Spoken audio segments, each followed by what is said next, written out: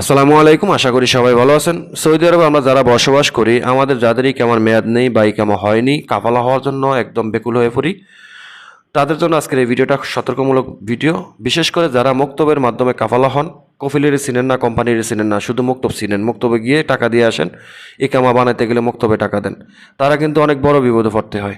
এই বিষয়টা আমি আজকের এই ভিডিওতে ক্লিয়ার করার চেষ্টা করব। একদম ধৈর্য সহকারে ভিডিওটা শেষ পর্যন্ত দেখবেন, সতর্ক হবেন, চ্যানেলটা সাবস্ক্রাইব করে রাখবেন, পরবর্তী ভিডিও পাওয়ার জন্য বেল আইকনটা অন করে রাখবেন। তো আমরা যারা সৌদি আরবে বসবাস করি, আমাদের অনেকের কিন্তু ইকামার মেয়াদ থাকে না, শেষ হয়ে যায় 3 মাস 4 মাস, আবার অনেকের ইকামাই হয় না। তো তখন দেখা গেছে একটা মুক্তব খেদামতের মাধ্যমে কন্টাকে আমরা কোথাও না কোথাও কাফালা হই। তো কোথায় কাফালা হই সেটা আমরা কফিলকে, কোম্পানিকে আমরা সেটা চিনি না। আমরা চিনি শুধু একটা মুক্তব বা একটা অফিসের মাধ্যমে, কন্ট্রাক্টের মাধ্যমে আমরা কাফালা হই। প্রতি মাসে মাসে শাহরিয়া দিই, যেটা আমরা ফায়দার টাকা বলি, এবং ইকামা বানানোর সময় ইকামার টাকা মুক্তবে দিই। তো এই যে মুক্তবের মাধ্যমে আমরা কাফালা হই, পরবর্তীতে আমাদের অনেক বড় একটা সমস্যা হয়। সেটা হলো হয় ফাইনাল এক্সিটের আওতায় যেতে হয়, না হয় হুরুপ, আর না হয় টাকার খেলা, টাকা দিতে দিতে ফকির হয়ে যেতে হয়। এটার কারণটা কি? মুক্তবের এগুলি ব্যবসা। সৌদি আরবে যতটা মুক্তব খেদামত আছে, প্রত্যেকটা মুক্তব খেদামতে আপনার হিউজ পরিমাণ লাইসেন্স আছে, মুআসাসা আছে। আপনি তাদের সাথে কথা বললেও যে আমার কাফালা করে দে, তোর কাছে কোনো মুআসাসা যদি থাকে আমার কাফালা করা, দেখবেন সাথে সাথে সে বলবে যে হ্যাঁ মুআসাসা আছে, একজন লোক ঢুকানো যাইব, তবে ইকামা বানাইতে 10,000 রিয়াল লাগবো। আপনাকে সরাসরি এরা বলবো যে ইকামা বানাইতে 10,000 রিয়াল লাগবো, এবং ইকামা যদি এক্সপায়ার হয়ে থাকে তাহলে পিছনের এক্সপায়ারের জরিমানা আপনাকে দিতে হবে। তো এরকম শর্ত দিব। এখন আপনার গলায় কাটা, তা আপনি ঠাস করে চিন্তা ভাবনা করে রাজি হয়ে যাবেন, যে আপনি বলবেন ঠিক আছে আমি 10,000 রিয়াল দিমু, আমার কাফালা করা ইকামা বানা। তো ওই মুআসাসাতে কিন্তু মূলত 10,000 রিয়াল লাগে না ইকামা বানাইতে। এগুলো হচ্ছে তাদের ব্যবসা, আপনাকে দিয়ে সে ব্যবসা করবে, সর্বোচ্চ 6 মাস আপনাকে রাখবে। কিভাবে? মনে করেন আপনি তারা 10,000 রিয়াল দিয়েছেন, আপনি সেখানে কাফালা হয়েছেন, কাফালা হইতে লাগছে আপনার 2,000, বা দ্বিতীয় কাফালা হইলে লাগবে 4,000। আগে সে জিজ্ঞাসা করবে যে আপনার কাফালা কয়টা। যদি আপনি বলেন যে আমার এই প্রথম কাফালা, তাহলে 2,000 রিয়াল লাগবে। তো সেই হিসাবের উপর আপনাকে বলবে 8,000 অথবা 10,000 রিয়াল লাগবে। তো মনে করেন আপনার প্রথম কাফালা 2,000 রিয়াল, আপনার কাছ থেকে সে চাইছে কত? 10,000 রিয়াল। ধরে নিলাম 8,000 রিয়াল, ঠিক আছে? ধরে নিলাম 8,000 রিয়াল। তো 8,000 রিয়াল থেকে আপনার কাফালার টাকা যাইব 2,000 রিয়াল। আর সে যে মহাসাসাতে আপনার কাফালা করবে, সেই মহাসাসাতে এই কামা মানিতে সর্বোচ্চ লাগবে 2,200 থেকে 2,500 রিয়াল। তো এখানে মোটামুটি আপনার 3,000 রিয়াল আপনার পিছনে খরচ হতে পারে, ঠিক আছে? তাহলে আপনার কাছ থেকে ফয়দা করবো কত?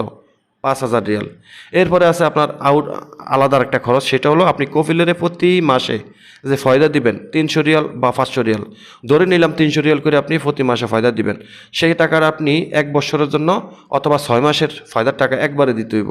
মুক্তবালায় বলবো যে আপনি 6 মাসের টাকা একবারে দিতে হইব, অথবা আপনার ইকামার মেয়াদ যতদিন আছে ততদিন পর্যন্ত আপনার ততদিনের এই ফয়দার টাকাটা একবারে দিয়ে দিতে হইব।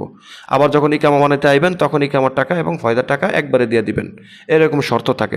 তো এখন আপনি রাজি হইলেন যে আপনার ইকামার মেয়াদ আরও সামনে পিছনের দিকে 3 মাস ওভার হয়ে গেছে, এখন সামনে ইকামা নিলে পাইবেন 9 মাস। তো আপনি 9 মাসের টাকা একবারে দিয়ে দিলেন, ঠিক আছে? তো 2700 রিয়াল, 3 নং 27, 2700 রিয়াল আপনি ফয়দার টাকা একবারে দিয়ে দিচ্ছেন 9 মাসের, এবং পাশাপাশি আপনি 8,000 রিয়াল দিচ্ছেন কিসের জন্য? কাফালা এবং ইকামার জন্য। তাহলে আপনার কাছ থেকে নিল কত? এই 2700 আর হলো যে 8,000 রিয়াল, 10,700 রিয়াল। তো ফয়দার টাকা সে নিয়ে নিল, এখন আপনি তার কাছে বান্দা, ঠিক আছে? আর যারা প্রতি মাসে মাসে ফয়দার টাকা নেয় সেটা কিন্তু লিগেল নাই, কিন্তু যারা একবারে টাকা নিয়ে যায় সেখানে কিন্তু রিস্ক থাকে, ঠিক আছে? তো সেটা যদি আপনার সরাসরি কফিলের সাথে কথা বলে কাফালা হন, বা কোম্পানির সাথে কথা বলে কাফালা হন, সেখানে কোনো বেশি একটা রিস্ক থাকে না। তো মক্তবের মাধ্যমে কাফালা হয়ে যদি একবারে ফয়দার টাকা দিয়ে দেন, তাহলে সেখানে কিন্তু একেবারে 99% আপনার রিস্ক থাকে, বিপদ থাকে। তো আপনার কাছ থেকে 2700 রিয়াল ফয়দার টাকা নিয়ে গেছে 9 মাসের জন্য, 9 মাসের ইকামার মেয়াদ 9 মাস আছে, সেই 9 মাসের ফয়দার টাকা নিয়ে গেছে। ইভেন আপনার 8,000 রিয়াল নিছে ইকামা বাবদ এবং কাফালা বাবদ। তো আপনার কাছ থেকে 10,700 রিয়াল নিছে। তো তার খরচ হলো আপনার পিছনে কত? আপনার পিছনে তার খরচ হলো সর্বোচ্চ 3,000 রিয়াল। ইকামা বানাইব 2,500 রিয়াল, কাফালা করলো 2,000 রিয়াল, আর কফিলের কাছ থেকে মুক্তবালায় খাইলো 500 রিয়াল। তো এই 3,000 রিয়াল আপনার পিছনে কফিলের খরচ। তো আপনার কফিলের এই লাভ হইল কত? 9,000 রিয়াল, 8,000 রিয়াল, ঠিক আছে? 8,000 রিয়াল না, 7,000 রিয়াল, 7,700 রিয়াল। তো এই যে আপনারা দিয়ে 7,700 রিয়াল সে ফয়দা করলো চোখের ফলকে। আপনারা কাফালা করতে লাগছে 1 সপ্তাহ, কমপ্লিট করতে 1 সপ্তাহ লাগছে। এই 1 সপ্তাহের মধ্যে সে 9,000 রিয়াল, 7,000 রিয়াল বা 8,000 রিয়াল আপনারা দিয়ে সে লাভ করলো। এবার আসি মূল সমস্যার কথা। তো আপনি সুন্দর বাইরে কাজ করতে আছেন, চলতে আছেন, ফিরতেছেন, ঠিক আছে, কোনো সমস্যা হচ্ছে না। 6 মাস গেল, 7 মাস গেল, 8 মাস গেল। 8 মাসের মাথায় আপনাকে বা 9 মাসের মধ্যে, 9 মাসের মাথায় আপনার ইকামার মেয়াদ যখন একেবারে কাছাকাছি চলে আসবো, তখন সে আপনারে একদম ভূমিকম্পের মতন একটা নিম্ন চাপ দিব। সেটা হলো কি, আপনাকে প্রথমে বলবো যে আপনার ইকামা বানাইতে দেবো। হ্যাঁ, ভালো কথা। তো বলবো যে আপনার ইকামা বানাইতে এই বছরের, সামনের বছরের ইকামা বানাইতে লাগবো 10,000 রিয়াল, ঠিক আছে। তো এখন আপনি কি করবেন? আপনি হয় ইকামা বানানোর জন্য টাকা দিবেন, না হয় টাকা দিবেন না। তো আপনি যদি ইকামা বানানোর জন্য টাকা দেন, হ্যাঁ, 10,000 রিয়াল, তো আপনার ইকামাটা সে আবার সেই 2,500 রিয়াল বা 2500 রিয়াল দিয়ে বানাইবো।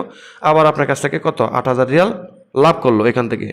আবার বলবে যে আপনি সামনের বছরের ফয়দার টাকা দেন, ঠিক আছে। তো সামনের 1 বছরের ফয়দার টাকা কত? 3600 রিয়াল, 300 রিয়াল করিয়া। তো সেই 3600 রিয়ালও আপনার কাছ থেকে নিল। তাহলে আপনার কাছ থেকে সে ফয়দা করলো কত? আবার সামনের বছরের জন্য 10,000 রিয়াল সে আপনার কাছ থেকে ফয়দা করব।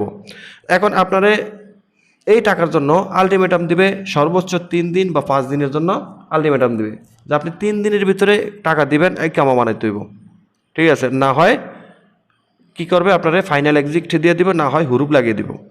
এখন আপনি কি করবেন? কই যাইবেন?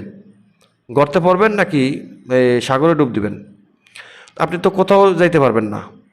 আপনি 10,000 রিয়াল এবং ফয়দার 3600 রিয়াল, মোট 13,500 রিয়াল কই থেকে দিবেন? দিতে পারবেন 3 দিনের ভিতরে, 5 দিনের ভিতরে, 10 দিনের ভিতরে দিতে পারবেন? দিতে পারলে ভালো, না দিতে পারলে আপনি মার খাইবেন। কি মার খাইবেন? আপনার সাথে সাথে সে হুরুপ লাগিয়ে দিব অথবা ফাইনাল এক্সিট লাগিয়ে দিব। কেন? এটা তার টার্গেট থাকে যে আপনি না দিতে পারলে আরেকটা লোক আইতেছে, সে কিন্তু আরেকটা কাস্টমার ধরে রাখছে, ঠিক আছে। আপনি যদি 3 দিনের ভিতরে দিতে পারেন, তাহলে ওই লোকেরে আর আনবে না এই মহাসাসাতে। আর যদি আপনি না দিতে পারেন, সাথে সাথে আপনারে ফাইনাল এক্সিট লাগিয়ে দেওয়া তার মহাসাসাটারে ক্লিন করে আরেকটা লোক ঢুকবো, তার কাছ থেকেও এরকম 10-12,000 রিয়াল ফায়দা করবো। এটা তাদের ব্যবসা। তাই আমি আপনাদেরকে বলবো, আপনারা কাফালা হওয়ার সময় এই বিষয়গুলো মাথায় রাখবেন। মক্তবের মাধ্যমে, বিশেষ করে মক্তবের মাধ্যমে আপনারা কাফালা হবেন না। যদি মক্তবের মাধ্যমে কাফালা হতে হয়, তাহলে আপনি অবশ্যই কোম্পানি এবং কফিলের সাথে সরাসরি কথা বলবেন, কফিলের পরিচয় নেবেন, কফিলের সাথে কথা বলবেন, তার ফোন নাম্বার নেবেন, তাকে আইডেন্টিফাই করার চেষ্টা করবেন সেই লোকটা কোথাকার, কোন এলাকার, আপনার এলাকার কিনা, বা আপনি তার চিনেন কিনা। না চিনলেও কোনো সমস্যা নেই, কিন্তু কফিলের সাথে সম্পর্ক করার চেষ্টা করবেন। যদি কোনো কফিল বলে যে আমি তোরে চিনি না, তুই আমার চিনোস না, তুই কথা বললেই মুক্তবে যায় কথা বল, তাহলে আপনি কফিলের সাথে কাজ করবেন না, ওই মুক্তবেই কাজ করাবেন না। এটা আপনাদের প্রতি অনুরোধ। আপনারা যদি বৈধ থাকতে চান বা ভালো থাকতে চান, সুস্থ থাকতে চান, তাহলে মুক্তবের মাধ্যমে কাফালা হওয়ার কোনো দরকার নেই। মুক্তবের মাধ্যমে ভাই কাফালা হইলে আপনি সর্বোচ্চ 2 বছর থাকতে পারবেন। 2 বছর গ্যারান্টি নেই। যদি টাকা খরচ করেন তাহলে আপনি থাকতে পারবেন। কফিল যখন যেটা চাইবে আপনার কাছ থেকে টাকা ইকামা বাবদ, সেটা আপনি যদি দিতে পারেন, তাহলে আপনি 10 বছর থাকতে পারবেন। কিন্তু সেটা কি আপনার পক্ষে সম্ভব হবে? না। এই বছরে ইকামা বানাইব 2,000 রিয়াল দিয়ে, আপনারা বলবো 12,000 রিয়াল লাগবো, ঠিক আছে। তো এটা কি সম্ভব? আশা করি বুঝতে পারছেন। সবাই ভালো থাকবেন। আল্লাহ হাফেজ।